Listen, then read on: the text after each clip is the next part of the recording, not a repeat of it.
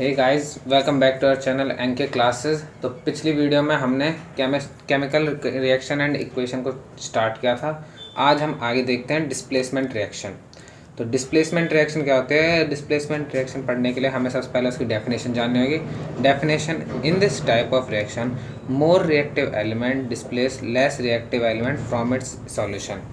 मतलब इस रिएक्शन में जो ज़्यादा रिएक्टिव एलिमेंट होता है वो लेस रिएक्टिव एलिमेंट को एक दूसरे से डिस्प्लेस कर देता है। हम एक एग्जांपल लिख देते हैं, जैसे Fe मतलब आयरन और एक कॉपर सल्फेट का सॉल्यूशन।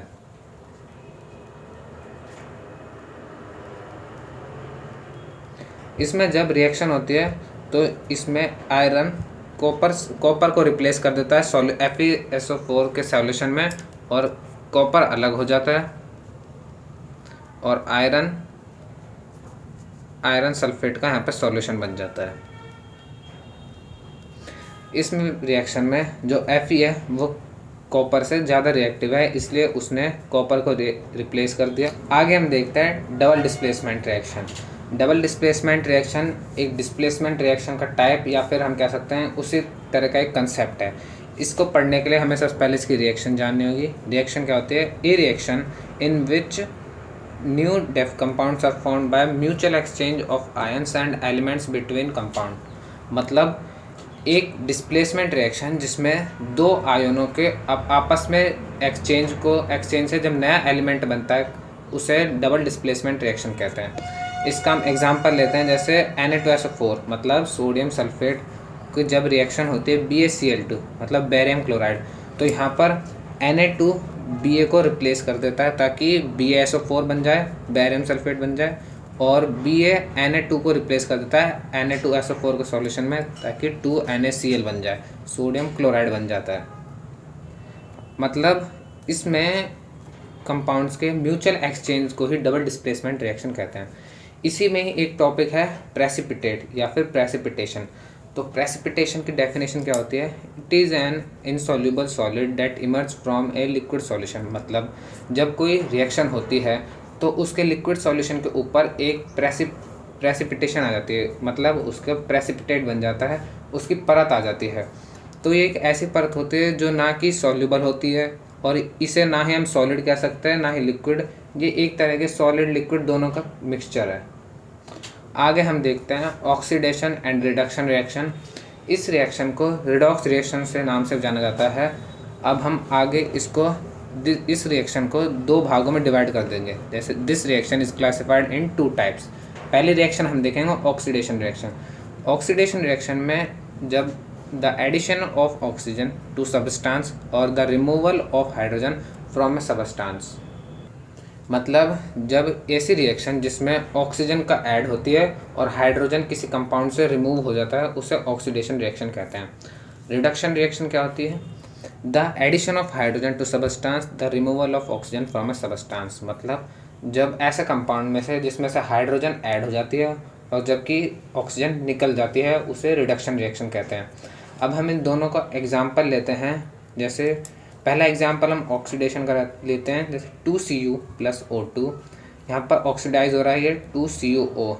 इस रिएक्शन में कॉपर के साथ जब ऑक्सीजन जुड़ जाता है तो उसे ऑक्सीडेशन रिएक्शन कहते हैं। अब रिडक्शन रिएक्शन का हम एग्जाम्पल लेते हैं, जैसे CuO + H2। यहाँ पर कॉपर के साथ पहले से ऑक्सीजन जुड़ा हुआ है और हाइड्रोजन है, दोनों ये रिएक्टेंट हैं। जब ये रिएक्शन करते हैं तो प्रोडक्ट में कॉपर के साथ ऑक्सीजन हट जाता है और हाइड्रोजन बन जाती है, H2O वाटर बन जाता है। यहाँ पर H2O तो वाटर हो गया। इसका मतलब हाइड्रोजन जुड़ रही है और ऑक्सीजन हट रही है, तो इसे रिडक्शन रिएक्शन कहते हैं।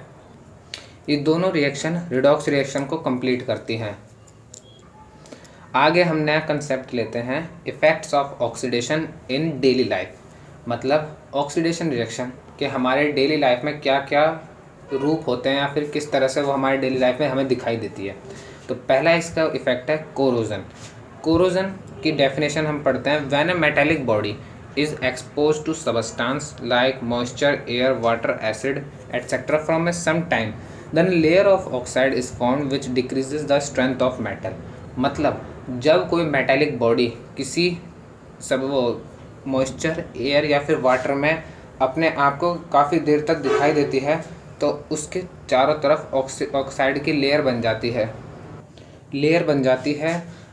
इस लेयर को हम ऑक्साइड की लेयर कहते हैं और ये मेटल की स्ट्रेंथ को धीरे धीरे डिक्रीज़ कर सकते हैं। जैसे हम एग्जांपल लेते हैं रस्टिंग ऑफ आयरन। तो जब लोहे को बाहर या फिर किसी मतलब ऐसे एटमॉस्फेयर में रखा जाता है जहाँ पर ऑक्सीजन ऑक्सीडाइज हो उसका ऑक्सीडाइज होना ज़्यादा मुश्किल नहीं होता, तो इसमें आयरन ऑक्सीडाइज हो जाता है और उसके ऊपर रस्ट की परत आने लग जाती है। इससे आयरन की स्ट्रेंथ भी डिक्रीज़ होती है। इसको प्रिवेंट करने के लिए या फिर हमें इससे कैसे बच सकते हैं, उसके लिए हमें आयरन के ऊपर एक पेंट की लेयर बनानी चाहिए ताकि हम कोरोजन के इफेक्ट को प्रिवेंट कर सकते हैं। आगे हम देखते हैं रेनडिसिटी। इसका ऑक्सीडेशन इन डेली लाइफ का दूसरा टॉपिक है रेनडिसिटी। तो इसकी definition, it occurs when the unsaturated fats and oil present in food are aerial oxidized and produces a bad and unpleasant smell from a food.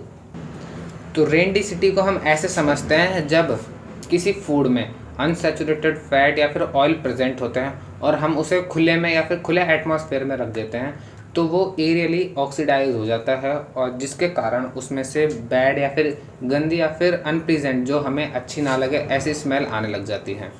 कह सकते हैं कि हम जब खाने को बाहर रखा जाता है तो वो धीरे धीरे ख़राब होने लग जाता है। इस चीज़ से बचने के लिए हमें फूड को टाइट कंटेनर्स या फिर नाइट्रोजन गैस के सैचेट या फिर कंटेनर्स, मतलब नाइट्रोजन गैस से भरे हुए पैकेट या फिर कंटेनर्स में रखना चाहिए। फूड को स्टोर करके रखना चाहिए। अब हमारा ये चैप्टर यहीं पर ही ख़त्म होता है। आगे के चैप्टर हम अगली वीडियो में स्टार्ट करेंगे। अगर आपको हमारी ये वाली वीडियो पसंद आई हो तो इस वीडियो को लाइक करें। अगर आपको और भी ज़्यादा पसंद आई हो तो इस वीडियो को शेयर करें और हमारे चैनल को सब्सक्राइब करें ताकि हमारी वीडियो की नोटिफिकेशन सबसे पहले आपके पास पहुंचे। तब तक के लिए थैंक्स फॉर वॉचिंग।